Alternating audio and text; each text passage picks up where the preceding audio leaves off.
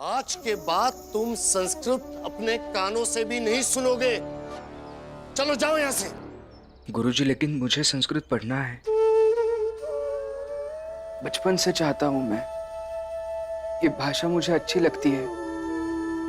अब मुझे एक बात बताइए कि कॉलेज में भी मैं संस्कृत क्यों नहीं पढ़ सकता? संस्कृत पढ़ोगे?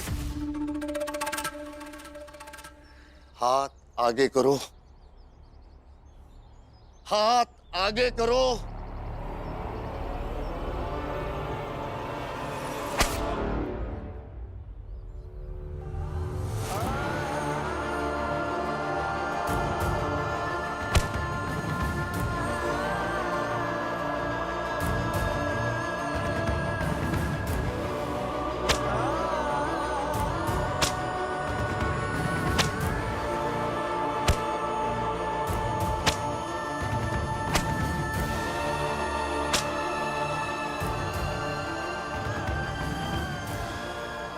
हाथ आगे करो,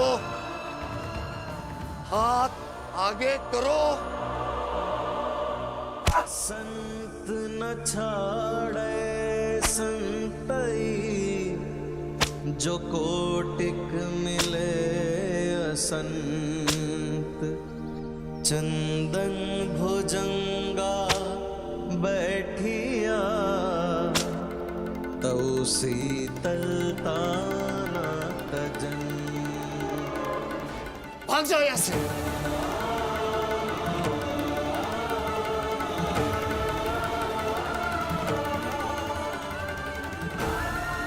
जाओ, निकल जाओ यहां से। गुरुजी,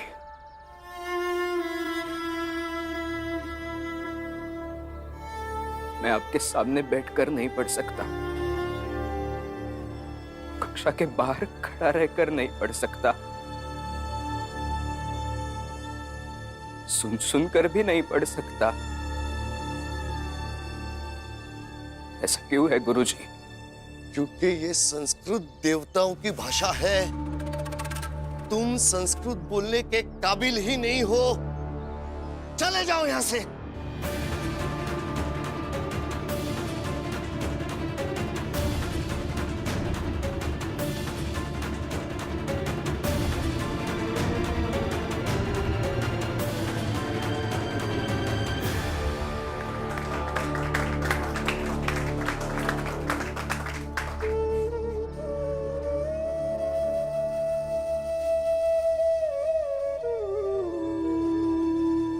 अब रो क्या रही हो?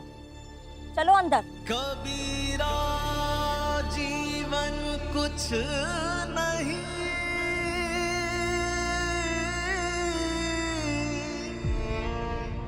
खिन खारा खिन मीठ। कलही अलहजा मारिया, आज मसाना ठीक। एक बार फिर भीम ने हमें बचा लिया।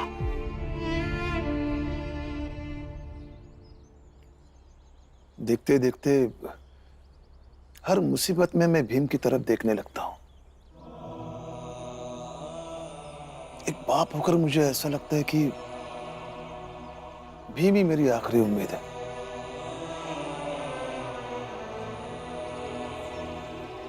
तो ये तो अच्छी बात है ना राम जी, कि तुम्हारा बेटा तुम्हारी उम्मीदों पर खरा उतरता है, वो भी हर बार। लेकिन इतनी सारी उम्मीदें रखने से व्यक्ति अपने ऊपर उम्मीदों का बहुत सारा बोझ लदा हुआ है, ये भी तो महसूस कर सकता है ना। कहीं भीम पर ये उम्मीदें भारी न पड़ जाए। नहीं राम जी, ऐसा बिल्कुल भी नहीं होगा। वो हमारा भीमराव है। और तुम्हें तो पता ही है कि सतारा में वो कैसे लोगों के साथ अकेला खड़ा हो जाता था। वो पाखंडी महाराज, उसका पाखंड पूरे गांव वाले के सामने वो अकेला लेकर आया। समस्या ये महाराज नहीं है, आपकी सबकी वो आस्था है। जिसे कभी आप तर्क नहीं करते। आज ये है, इससे पहले कोई और रहे होंगे और आगे भी कई आएंगे। और वो सेठ जी, चाय वाला मंगेश, उन सबको उन सबकी गलतियों का एहसास कराया, वो भी अकेले। मैंने जो तुम्हारे साथ, तुम्हारे परिवार के साथ, तुम्हारे लोगों के साथ जो अन्याय किया है, उसके प्रायश्चित में इसे रख लो। इस हिसाब से तो मुझे नहीं लगता कि सतारा से ज्यादा यहाँ हमारे दुश्मन है। हाँ?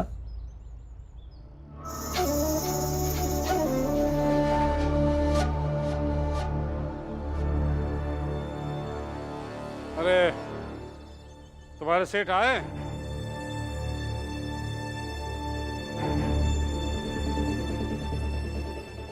हाँ सेठ जी आए हैं, वो अपने दफ्तर में बैठे हैं। आइए।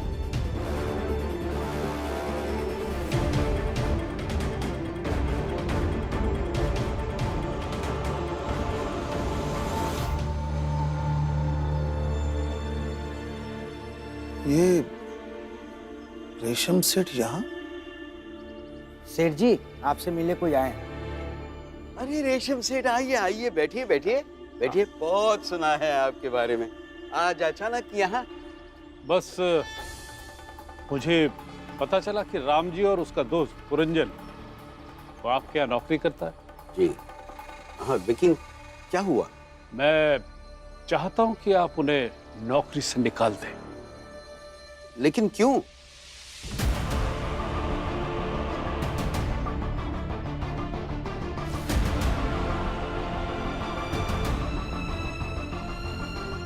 अगर तुम सब यहाँ रहना चाहते हो तो भीमराव और उसके परिवार को यहाँ से निकालो। तुम और तुम दोनों को 1 सप्ताह के लिए कॉलेज से सस्पेंड किया जाता है। हम कहीं और नहीं जाएंगे, बल्कि उसी घर में वापस जाएंगे जहां से आपने हमें निकाला था। गवर्नर साहब के आदेशानुसार ये जिस घर में रह रहे थे वहीं रहेंगे, और जो भी कोई इन्हें निकालने की कोशिश करेगा उन पर कानूनी कार्रवाई की जाएगी। इसलिए बस मैं चाहता हूं कि आप उन्हें नौकरी से निकाल दें ताकि वो घर का किराया नहीं दे सके। उसके बाद तो गवर्नर साहब भी उनकी मदद नहीं कर पाएंगे। लेकिन किराया ना दे पाए इसलिए नौकरी से क्यों निकालना? वैसे और भी तरीके हैं। क्या? अब देखिए,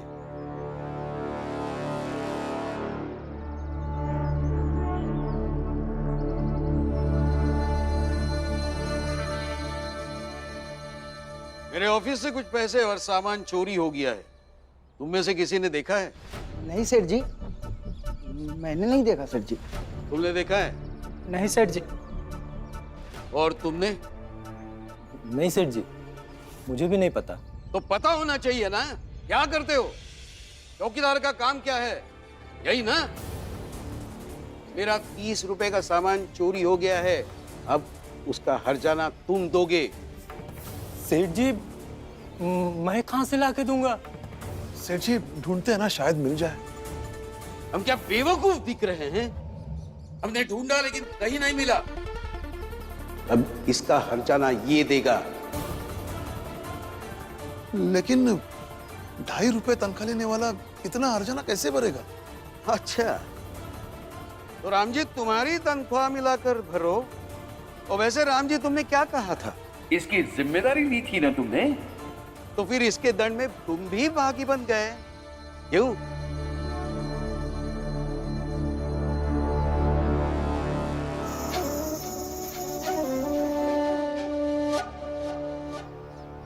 अच्छा, अब समझ में आया। आप एक खेल किसके कहने पर खेल रहे हैं? जा, चला जा गवर्नर साहब के पास, और हाँ, 1 महीने की तनख्वाह वक्त पे नहीं मिलेगी तो कैसे रहोगे उस घर में? अब बात मेरी ऊंची जाति के स्वाभिमान पे आ जाती है। ऐसे तो नहीं छोड़ूंगा तुझे।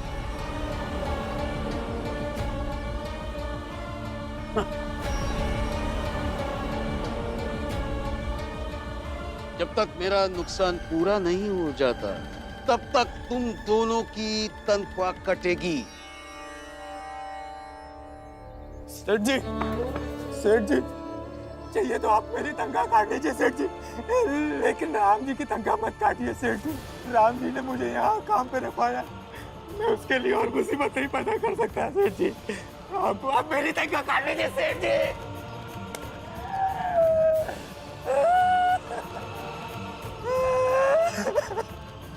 उठ, उठ।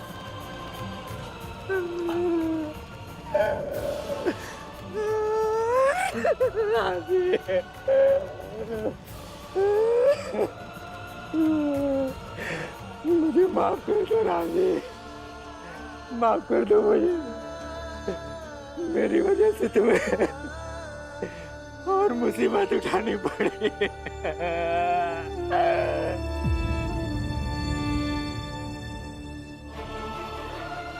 हिम्मत कैसी हुई छोटी जात का होकर संस्कृत पढ़ने की? अगर यह कॉलेज नहीं होता तो शीशा पिघलाकर तुम्हारे कान में डलवा देता। संस्कृत पढ़ोगे?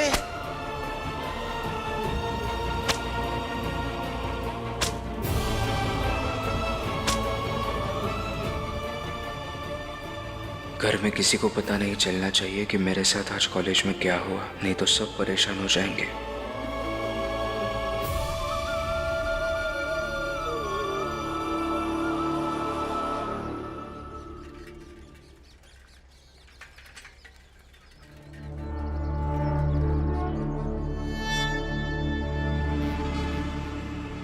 जाओ, उस आदमी को इतना मारो कि ये उठ ना पाए।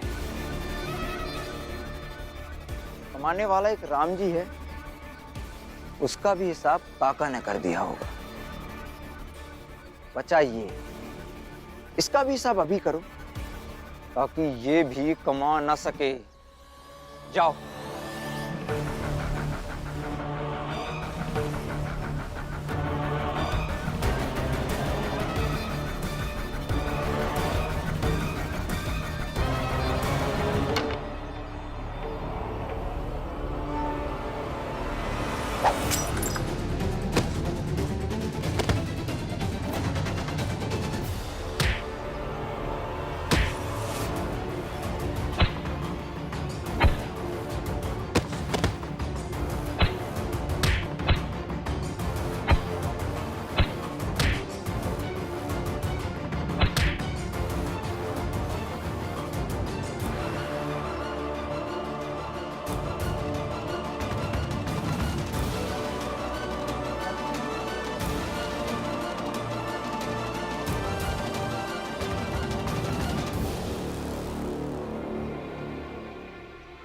भीमराव, कॉलेज में रहता तो मेरा सारा समय कॉलेज में निकलता, जो करना था तुम्हारे साथ करता।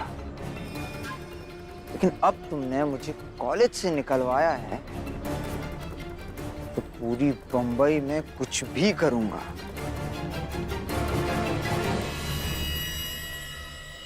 कुछ भी से मतलब है कि हम वो सब करेंगे जिससे तुम लोगों की जिंदगी नरक बन जाए। जिन दो लोगों के दम पर तुम बहुत उड़ते थे ना भीमराव, आज से उनके पंख कतरना शुरू हो चुके हैं। तुम्हारी तो मैं ऐसी हालत करूंगा कि उड़ना तो छोड़ो, रेंगने के भी लायक नहीं बचोगे तुम।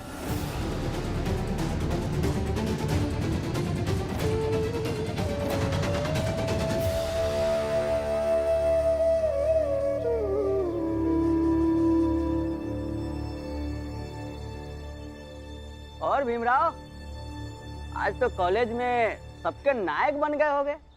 क्यों, आरती वारती हुई कि नहीं?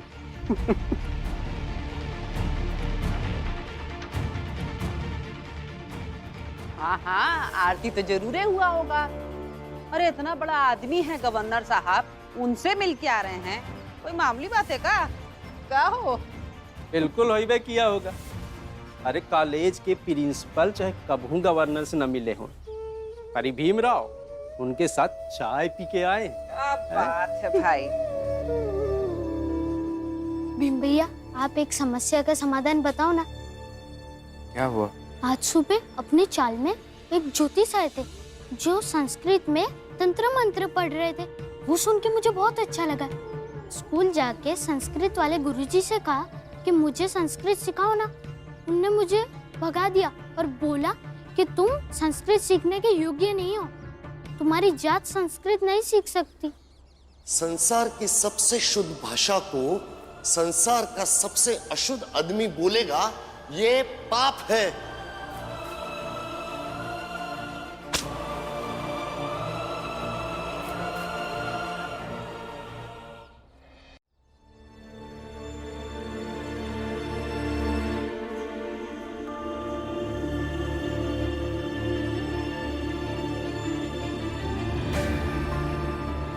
आनंद, आनंद बेटे, आनंद।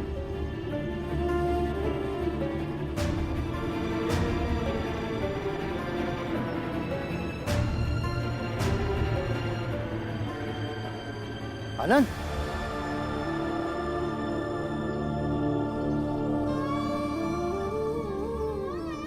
उठो उठो उठो उठो उठो,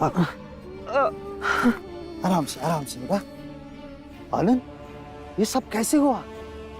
घर जा रहा था गुरुजी, कुछ लोग आए और के मारने लग गए। चलो बेटा, हम लोग डॉक्टर के पास चलते हैं। संभाल। पैर बहुत जोर का दुख रहा है, टूट गया है, नहीं चल पाऊंगा।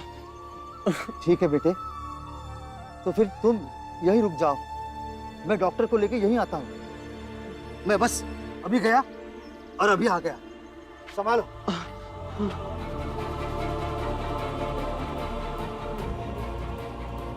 अब मैं क्या करूं भैया? बचपन से मैं भी यही जानने की कोशिश कर रहा हूँ, किसी विषय को पढ़ने के लिए योग्य होने का क्या मतलब है। खैर, समाधान मिलेगा तो तुम्हें ही बताऊंगा जरूर, लेकिन तब तक संस्कृत पढ़ने की चाहत को मरने नहीं देना। जाके कुछ काम धंधा सीख ले, नहीं तो भीमराव के चक्कर में रहोगे ना, एक दिन ऐसा आएगा कि गवर्नर साहब मिल जाएंगे लेकिन रोटी नहीं मिलेगी, समझा? जाके काम धंधा सीखो, संस्कृत पढ़ेंगे। अरे कौनो भीमराव को बताओ, जो ज्योतिषी आए रहे वो रमाबाई को का समझाया। फिर देखना भीमराव उखा ढूंढ के और सजा दिलवाई है। अरे डली अम्मा, तुम क्या चुप बैठी हो? बताओ भीम को, जाओ जाओ पूछो।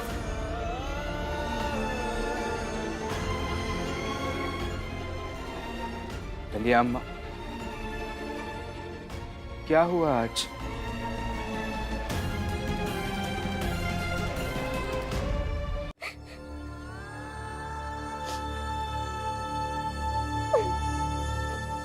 बस बेटा बस, रोना बंद कर दे। कब से रोए जा रही है? इतना रोएगी ना तो तेरी तबीयत खराब हो जाएगी। क्या हुआ बता, क्या हुआ? किसी ने कुछ कहा क्या? उसे भविष्य जानना नहीं सिखाना था तो नहीं सिखाता, ऐसे चिल्लाने की क्या जरूरत थी? चल, छोटी जात के है तो वही कहेंगे ना, बल्कि पूरी दुनिया कहेगी। और हम नहीं कहते अपने आप को कि हमारी जात छोटी है। ब्याह करके आई थी तब इसका ये नाटक नहीं था। अपनी जात और अपनी औकात अच्छे से समझती थी ये। भीमभाव ने इसका भी दिमाग खराब कर दिया, गलतफहमी में डाल दिया है कि ये कहीं की महारानी है। अपनी जात का एहसास जितना जल्दी हो जाएगा, जीवन उतना ही सुकून से बीतेगा। लेकिन उस सुकून का क्या करेंगे भाभी?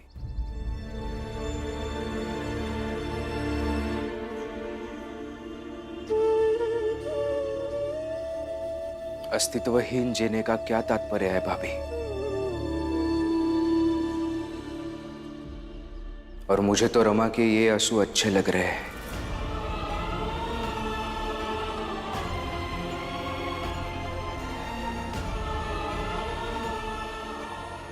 लोग तो बस चुपचाप सह लेते हैं, अपना विरोध तक नहीं जता पाते।